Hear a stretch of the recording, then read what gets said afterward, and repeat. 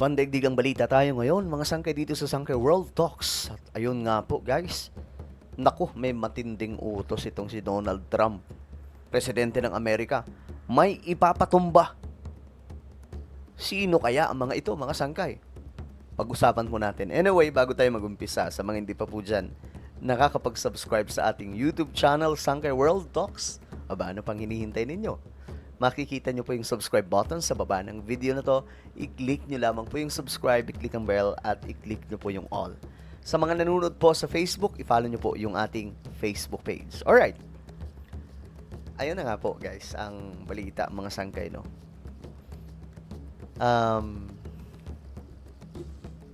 Mayroon pong ipapatumba si Donald Trump. Matinding utos to, mga sangkay. At eto po yung balita tungkol dyan. Ayan.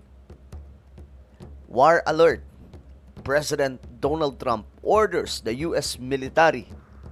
Ayan po, mga sangkay. Tirahin at ipatumbahin, mga sangkay, ang anumang Iranian small boats na bumabaybay daw po. Shocking the Strait of Hormuz. Ito po yung pasabog ni Donald Trump. Tinding utos, no? Parang akala mo, ano lang eh. Akala mo, parang hayop lang na kung makapag-utos, itumba nyo.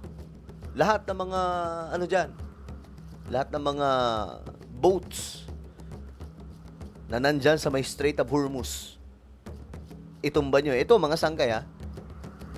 Ito po ay Iranian small boats. Ayan po. Yan po yung kanyang utos. Kasi ngayon, nagkakaroon po ng palakasan ng militar dyan sa Strait of Hormuz ngayon. Kung saan, yung Strait of Hormuz, siguro naman, familiar na po sa inyong lahat. Naging sikat po tuloy ito ngayon, mga sangkay, no? Sa buong mundo, dati ang nakakaalam lang po nito mga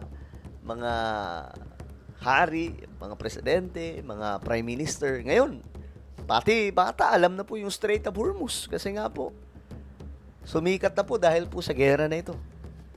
Daluyan ng mga dumadaan ng mga oil tanker. No? So, dyan po dumadaan, mga sangkay, mismo sa Strait of Hormuz. Ngayon, mayroon pong blockade dyan ng Amerika. Bantay sarado talaga ng US. Hindi ko nga alam kung gaano kalayo yung pwesto ng mga Iranian forces sa US military. Kasi ang US, binabantayan nila lahat ng mga dumadaan, at kapag nakita nila na galing sa Iran, nadidetect po agad nila kung saan ang gagaling. Pag nakita nila na galing sa Iran, nilulusob po nila. Ilang barko na po ang nilusob nila. Pero, ito ang twist. Ganyan din po ang ginagawa ng Iran sa mga barko na hindi nila kilala. At inaatake pa nga po nila, mga sangkay. No? Marami silang mga barko dyan na pinalubog, pinabagsak. Dahil para sa kanila, hindi daw po sumusunod. So, ganyan po katindi ang digmaan na ito, mga sangkay. At, eto. Maliban dito, mga sangkay, eto. May ibinalita si Trump. Neto lang. Very good news, sabi po niya. I have just been informed that the 8 women, ito po ay mga nagpuprotesta, mga sangkay. Kasama po sila sa mga nagrarally na dapat i-execute.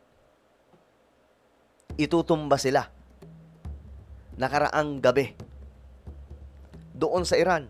Kasi ganyan po yung patakaran ng Iran eh. Ganyan, kaya nga po, ang dami po mga Iranian ang umaalis sa kanila. Napunta nga po yung iba sa Pilipinas, di ba? Magaling na po magtagalog. Yung iba nasa Amerika, yung iba nasa Europe. So talagang nagkalat po ang mga Iranian. Ayaw po nila kasi pag nagkamali ka doon, totodasin ka nila. Ganyan po yung patakaran nila, mga sangkay. Hindi ka sasantuhin nila. Talagang itutumba ka. Kaya, eto, mga sangkay, hindi na po yan bago para sa kanila. 8 mga babae po ito, mga sangkay na mga nagrarally na nahuli. Ngayon, itutumba na dapat sila nung gabing yun. Pero ang nangyari, sabi ni Donald Trump, hindi na daw po ito gagawin ng Iran.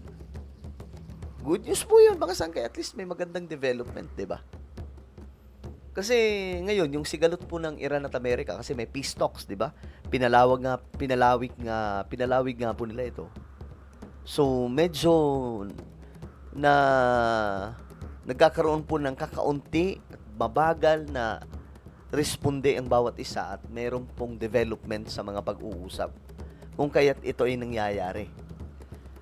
4 sa mga ito ay pakakawalan na daw po immediately.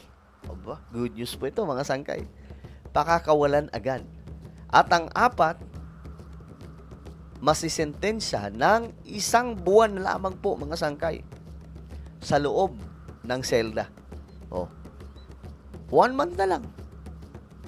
'Di ba dapat itong mga ito tutumba na mga sangkay. Pero dahil po kay Donald Trump, nakalaya po sila sa isang pambihirang parusa. Ngayon sabi mga sangkay ni Trump, I have very much appreciate that Iran and its leaders respected my request as President of the United States. Mga sangkay, diba? Request pala ni Donald Trump. Wag nyo nang ituloy yan. Yan po ay nangyari kasi mga sangkay, diba? Kaya nga po lumusob itong Amerika. Kasi nung katapusan ng buwan ng taong 2025, nagkaroon po ng mga malawakang protesta. Hanggang sa umabot po sa January at February. Doon mga sangkay, alam nyo katakot-takot ang nangyari. Kasi sa loob lamang po ng isang araw, 40,000 ang tinumba ng Iran. Talagang grabe mga sangkay. Akala mo hindi tao yung ginaganon nila mga sangkay. Nagkalat po sa kalsada. Makikita nyo yan sa Google, kahit hanapin nyo mga sangkay, makikita nyo. Ang tindi na nakakapangilabot yung ginawa ng Iran. Kaya yung Amerika, no choice sila kundi lusubin na mga sangkay. At Israel. So nagpasalamat si Trump at sinunod ang kanyang request and terminated the ang plano na itumba sana ay hindi na itinuloy. Thank you for your attention to this matter, President Donald J. Trump. Galing no, mga sangkay? Akalain mo yon? Ganun po ka-impluensya ngayon si Donald Trump. Nalalaro niya, no? Yung mga nangyayari dyan, mga sangkay. Well, ano po ang inyong opinion? Comment down below. Huwag niyo pong kalilimutan na i-subscribe yung ating YouTube channel. God bless everyone.